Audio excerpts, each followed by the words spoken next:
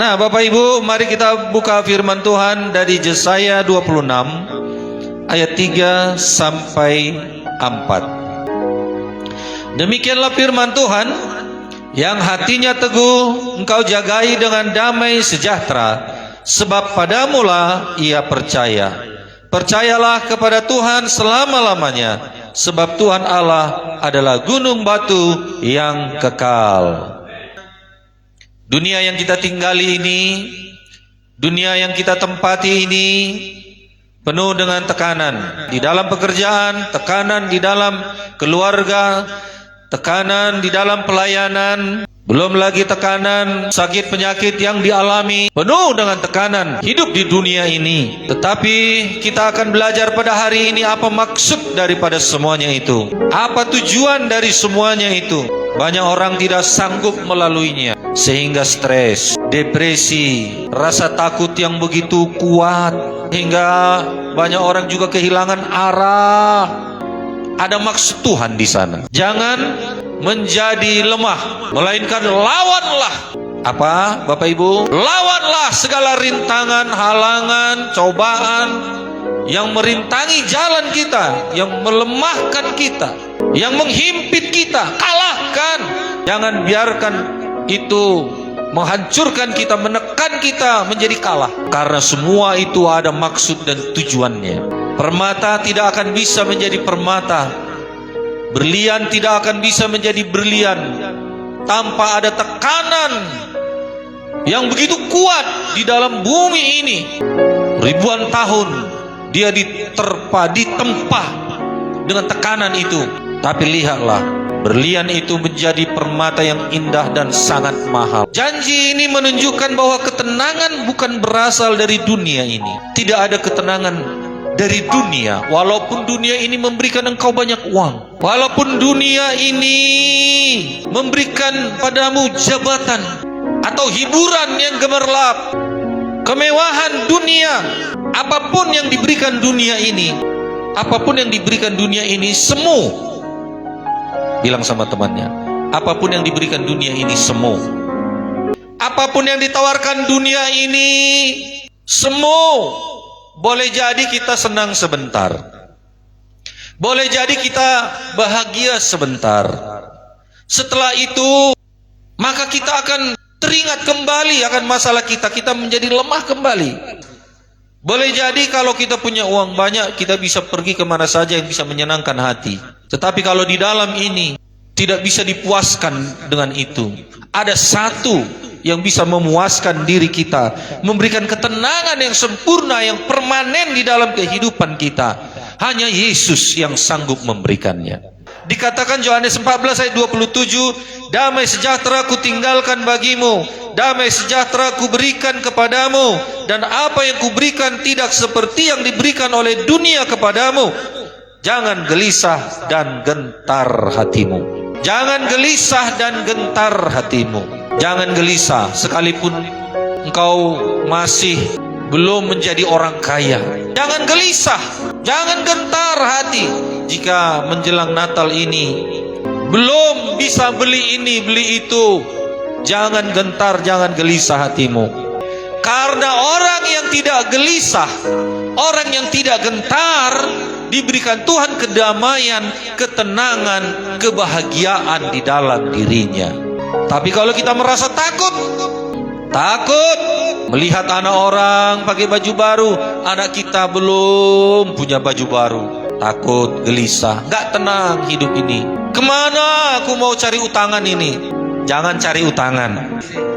Tuhan menawarkan ketenangan, kedamaian yang sesungguhnya.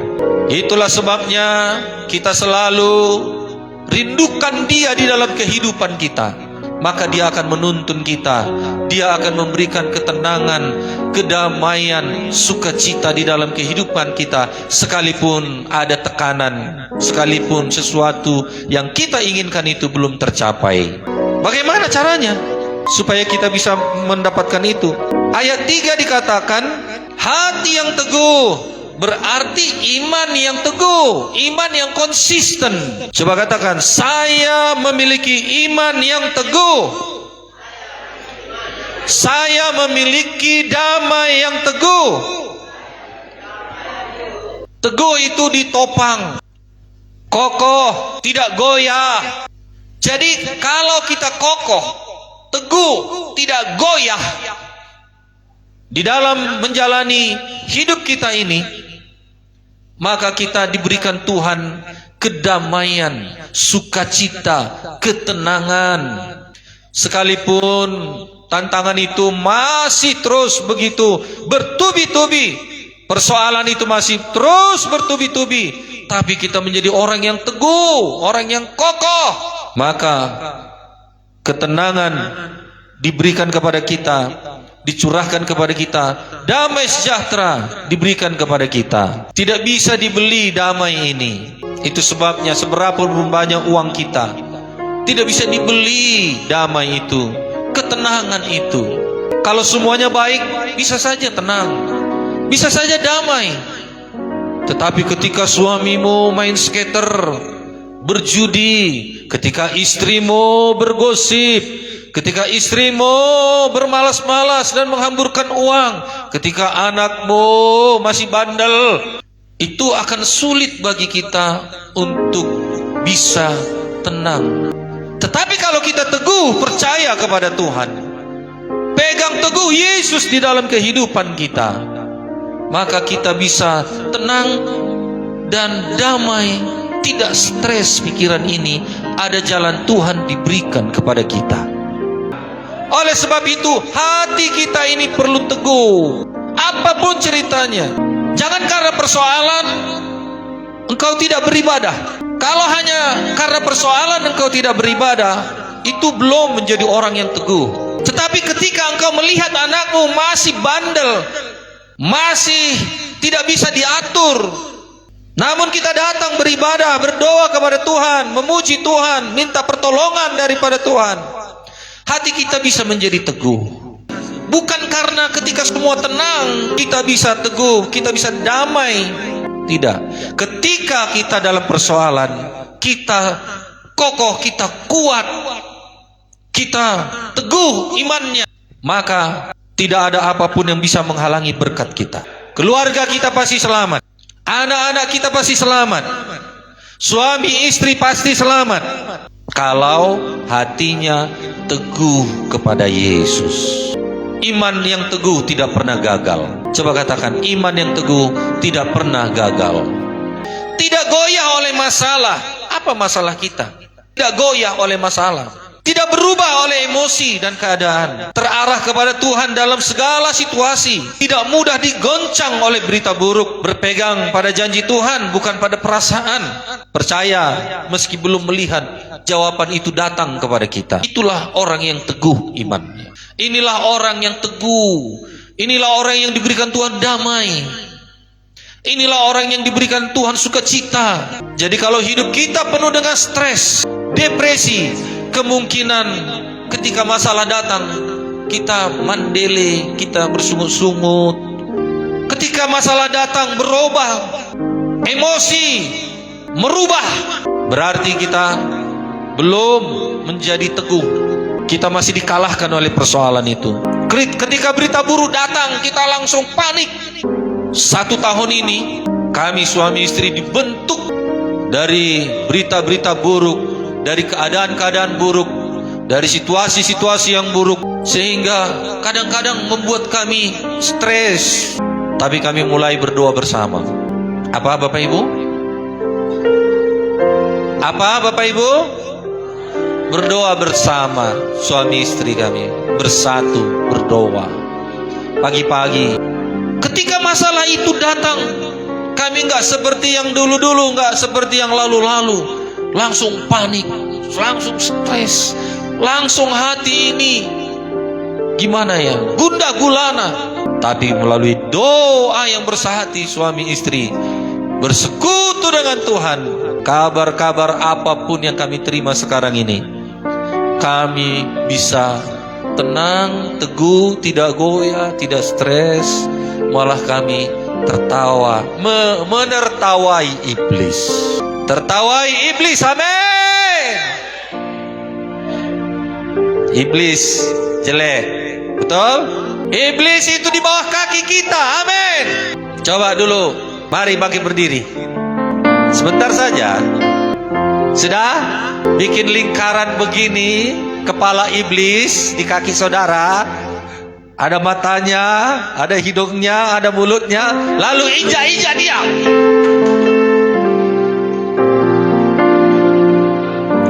Ayo. Ininya rupanya kau iblis di bawah kakiku iblis. Dalam nama Yesus. Silakan duduk. Jangan mau kalah, amin. Gak ada beras di rumah. Bikin. Ininya kepalamu iblis. Kau gak bisa melemahkan aku. Oh, sebentar lagi Tuhan mengirimkan berkat atasku. Udah sampai. Ini kau. Ini dalam nama Yesus. Uang sekolah anak belum bayar 2 bulan, iblis mulai menyuntik. Sudahlah, nggak terbayar lagi uang sekolah anakmu itu. DO-nya nanti, surat peringatan nanti dikirim dari sekolah. Bikin. Diam kau iblis. Engkau di bawah kakiku. Dalam nama Yesus, tidak bisa menguasai pikiranku, hatiku. Dalam nama Yesus. Ingat, iblis itu di bawah kaki kita. Kuasa ada pada kita. Yang hatinya teguh, yang tahu mengalahkan iblis. Jadi kalau kita lemah, pikiran lemah, hati lemah, iman lemah, badan pun lemah, mitomai. Jangan menjadi orang yang lemah, lawan iblis. Yang hatinya teguh. Apa Bapak Ibu? Yang hatinya teguh, dia mengalami kemenangan. Tuhan beserta dengan dia. Yang hatinya teguh memegang firman. Di sini dia selalu berkata-kata, berperang. Di sini masuk ke hati. Oleh karena itu, pikiran ini jagai dengan firman. Mazmur 112 ayat 7. Ia tidak takut menerima kabar buruk, hatinya teguh karena kepada Tuhan. Tuhan menghargai orang yang hatinya teguh. Tuhan melindungi orang yang hatinya teguh. Tuhan memberkati, mengawali, menjagai, mendampingi semua orang yang hatinya teguh.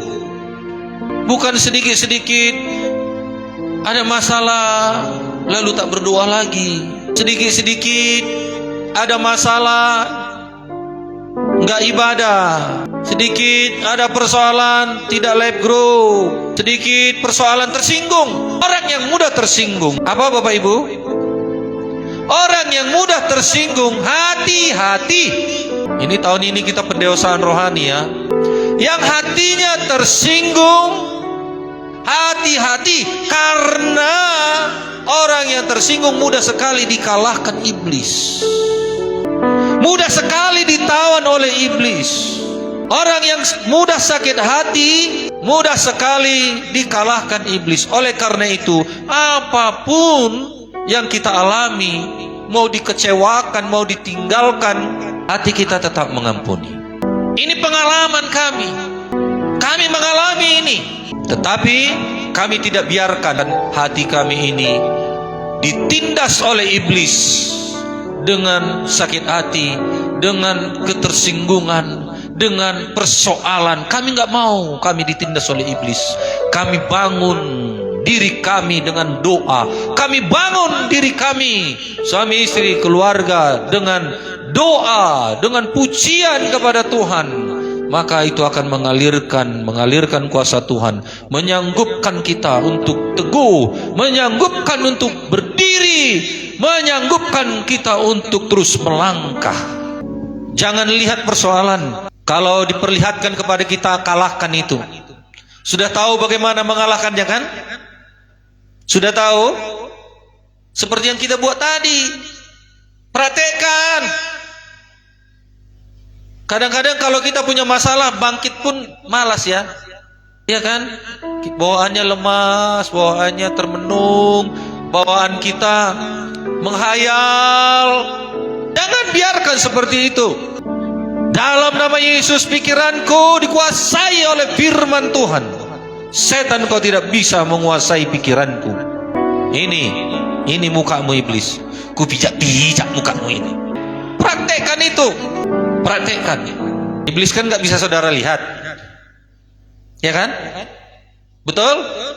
Nah, iblis bisa lihat kita. Nah, ininya kau iblis ini. Nah.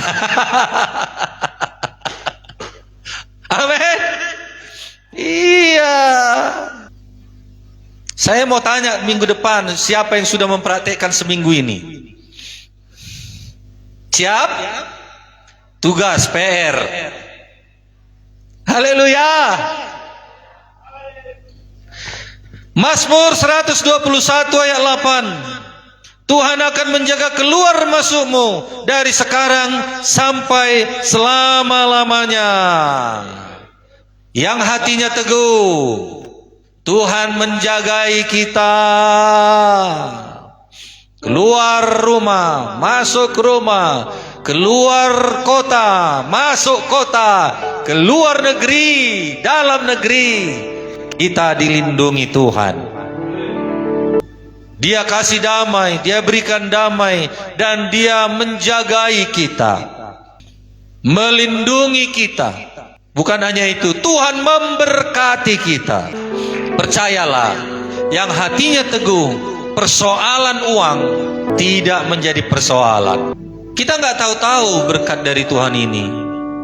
Tapi kalau hati kita teguh, selalu kita dikejut-kejutkan dengan berkat. Mau dikejutkan dengan berkat? Ini bulan-bulan Natal, kita perlu kejutan berkat. Itu sebabnya teguh di dalam Tuhan. Amin. Kalau dengan bekerjanya gaji kita 150.000-nya satu hari, untuk anak, untuk makan, untuk ini, untuk itu, kita pikirkan itu menjadi stres.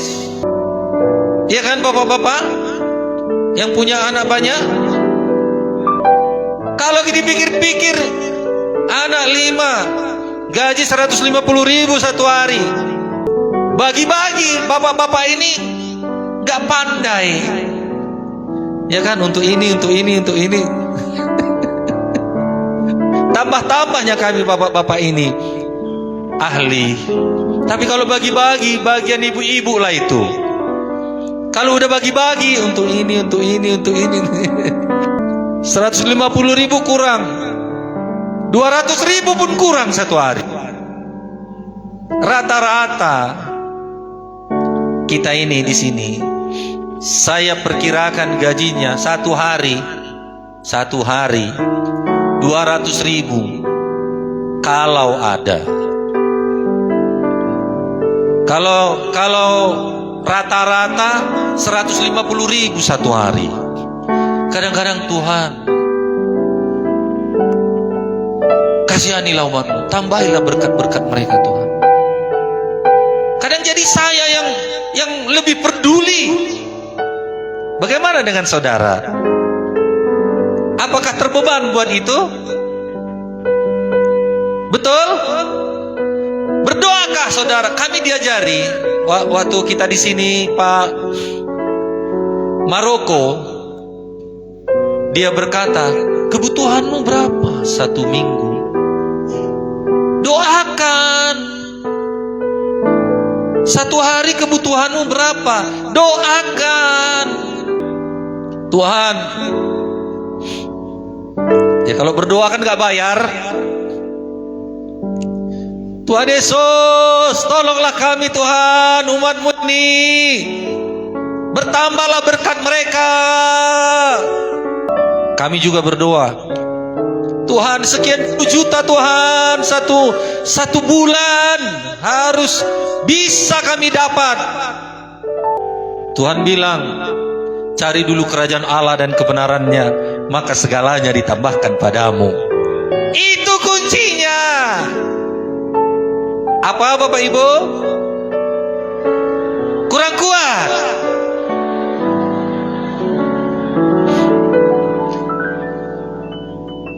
Kurang mantap? Sekali lagi dengan keras.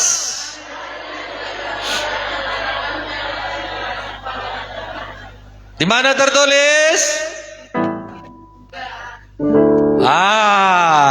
Harus tahu juga tertulis di mana. Matius 6 ayat 33. Yang training sudah hafal lah ini, yang belum training masuk training. Biar banyak pengetahuan firman-Nya. Ingat ini ya. Persoalan berkat kuncinya. Matius 6 ayat 33. Cari dulu kerajaan Allah dan kebenarannya, maka segalanya akan ditambahkan padamu. Jadi untuk kerajaan Allah pun kita nggak mau sungguh-sungguh. Untuk kerajaan Allah pun kita nggak mau berkorban. Untuk kerajaan Allah pun kita nggak mau melayani. Untuk kerajaan Allah pun kita tidak mau sungguh-sungguh terbeban, mau mengharap. Jadi kami ini maunya melayani terus. Berkorban terus. Kadang-kadang saya bilang sama ibu, adang dope hepeng, nah habis ijalang nakin nomor sahid. Bah, hebohan menor boras tak? Adong doi. Kadang begitu ya, berani-beranian dengan iman, ya kan? Begitu dia, iman itu dilatih. Kerajaan Allah. Kalau kita tidak mau berkorban untuk kerajaan Allah, sekedar asal-asalan saudara ibadah minggu, ibadah live group, asal-asalan, ya, gerimis sedikit saudara nggak datang, nih, malaikat pun lihat dari sorga. Gak usah dulu Tuhan Yesus, malaikat. Tapi kalau saudara dilihat, hujan pun datang, sudah basah sampai gereja, baju kering di badan, kontak itu ke sorga. Siapa itu yang hujan-hujan datang ke gereja itu? Tuhan Yesus bertanya kepada malaikat. Oh, itu malaikat. Oh, itu si ojak. Ojak kutasoid. Saudara, kita selalu ditantang karena selalu masalah berkat. Masalah finansial, selalu masalah finansial. Karena ini akan diuji iman kita dengan berkorban. Tidak bisa tidak. Kalau kita bisa mengerti firman Tuhan ini dengan sungguh-sungguh, Matius 6 ayat 33 ini kita pegang erat di dalam diri kita dan kita percayai dan kita praktekkan, percayalah berkat saudara tidak akan berkekurangan. Cari dulu kerajaan Allah dan kebenarannya. Bukan hanya beritakan Injil, bukan hanya bersaksi kepada jiwa-jiwa, bukan. Kadang korban perasaan, kadang korban hati kita ini, kadang korban hidup kita ini. Tapi kita teguh, kuat, tetap damai, tetap sukacita.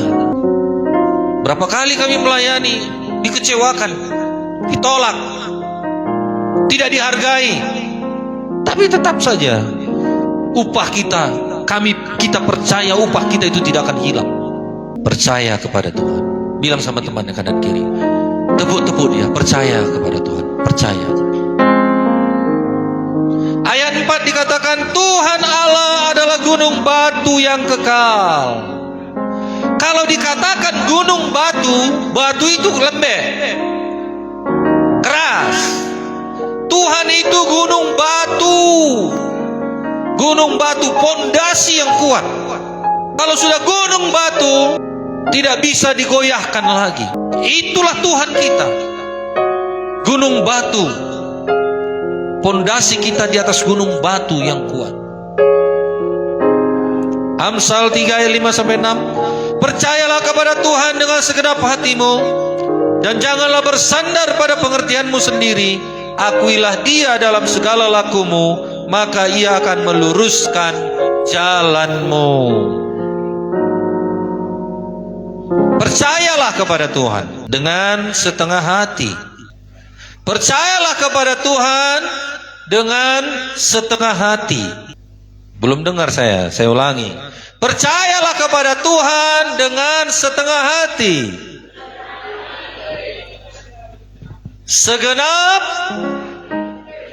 Segenap hati. Bapak Ibu, sambungannya, jangan bersandar pada pengertianmu sendiri. Jangan bersandar pada kepintaranmu sendiri. Jangan bersandar pada pemikiranmu sendiri. Itu persoalannya. Selalu kita anggap diri kita benar. Selalu kita anggap pendapat kita betul. Selalu kita anggap diri kita ini tidak salah. Itu persoalannya.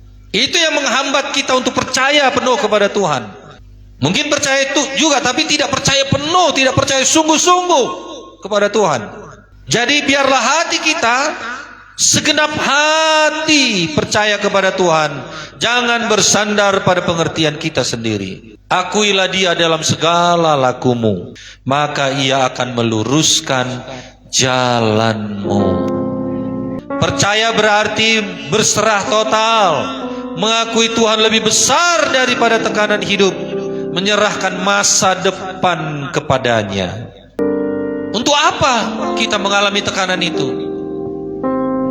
Yang pertama, karena Tuhan memerintah atas situasi apapun dan Tuhan menyertai kita di dalam tekanan. Yesaya 26 ayat 4, sebab Tuhan Allah adalah gunung batu yang kekal. Yesaya 41 ayat 10, jangan takut sebab aku menyertai engkau. Tekanan hanya bisa masuk sejauh kita membiarkannya, tetapi damai Tuhan melindungi kita dari dalam.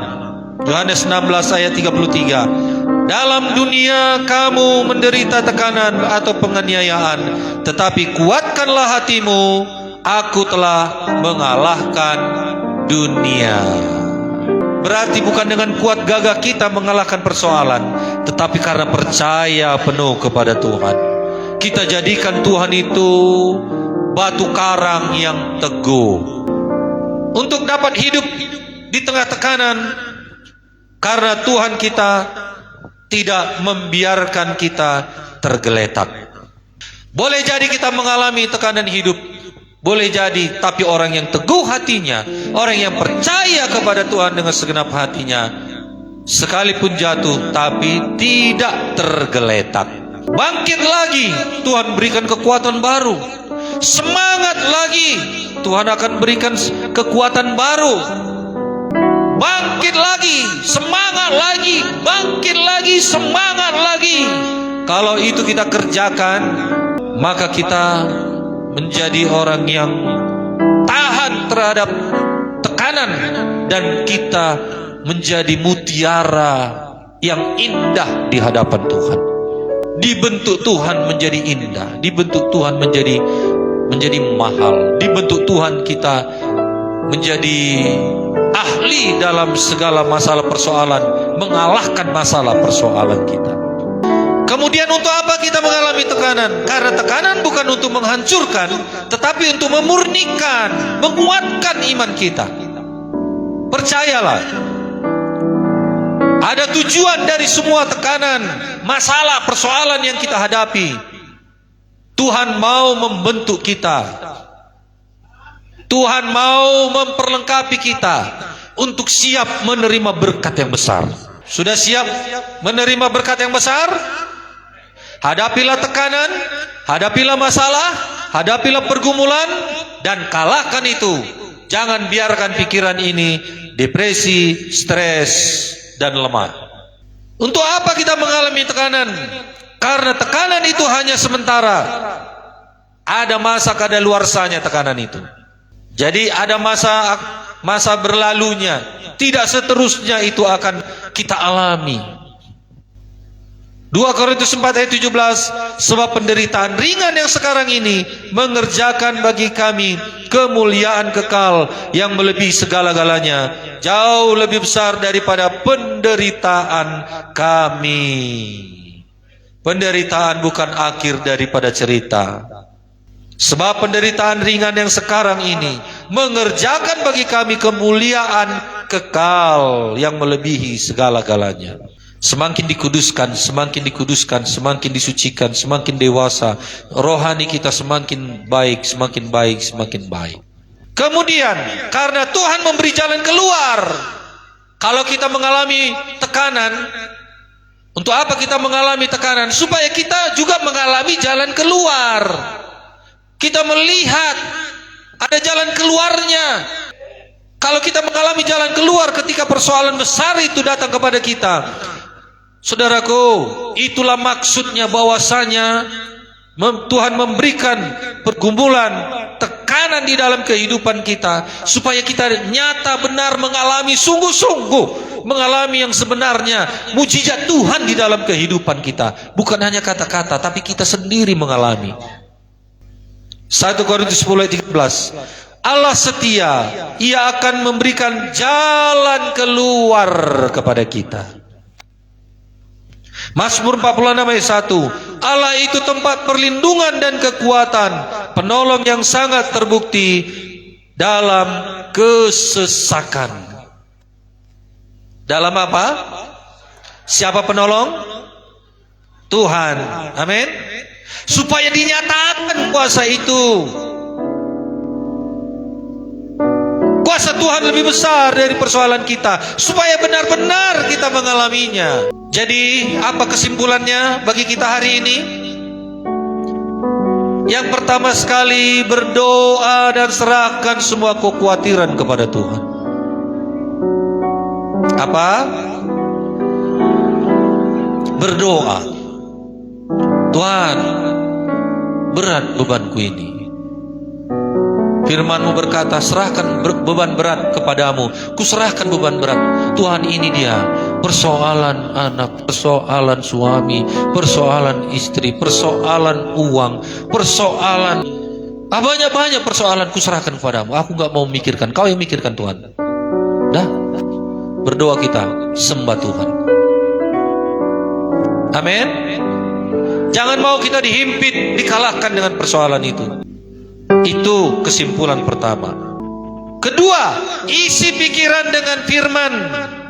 Mazmur 119 ayat 165. Besar ketentraman orang-orang yang mencintai Taurat-Mu.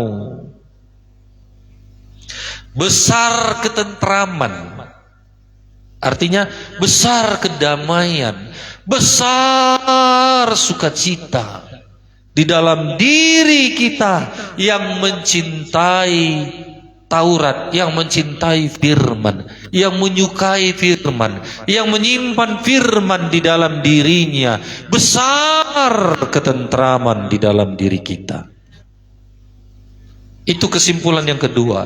Kesimpulan yang ketiga, fokus pada kebaikan Tuhan, bukan persoalan. Amin.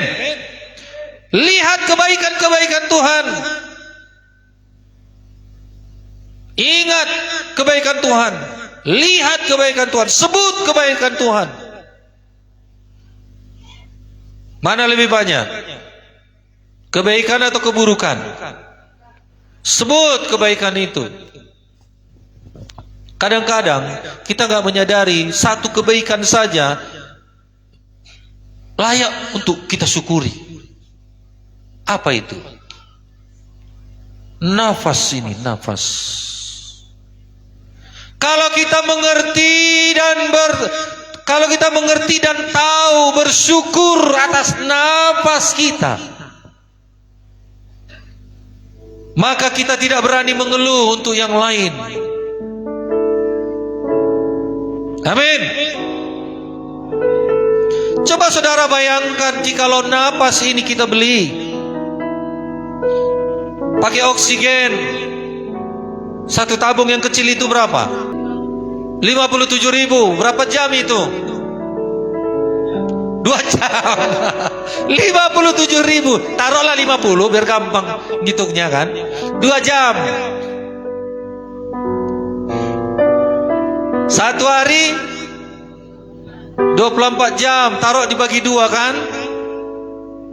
12 jam kali 5. Berapa? Berapa? 600. Bayarlah 600. Kata Yesus. Ya kan? Bayarlah. Kata Yesus, 600.000 per hari. Sanggup? Sanggup? Oleh karena itu syukuri hidup ini. Ada berkat, syukuri. Maka pantaslah kita, layaklah kita bangun pagi bersyukur. Syukur Tuhan, Engkau baik. Syukur Tuhan, Engkau baik. Engkau berikan napas kepada aku Tuhan tanpa berbayar. Yang satu itu aja pun gak berani kita nuntut-nuntut yang banyak, yang lain-lain. Amin. Masih mau bersungut-sungut gak melayani Tuhan? Masih mau bersungut-sungut, mandele, tersinggung karena melayani Tuhan? Enggak lah, rugilah. Nanti ditagih Tuhan nanti. Mari napasmu bayar.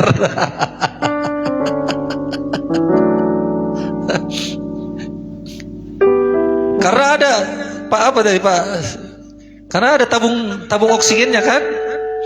Nah, tahu dia satu tabung kecil itu yang sebotol itu tingginya 2 jam 50.000, 57.000.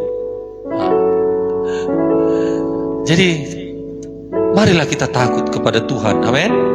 Takut bukan karena takut apa dimarahi gitu, bukan. Hormat sama Dia.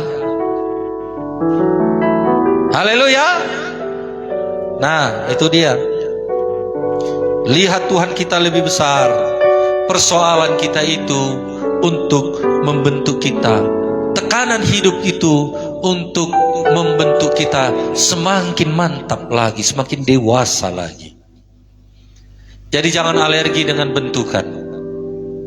Ada maksud Tuhan. Bentukan besar, berkatnya besar.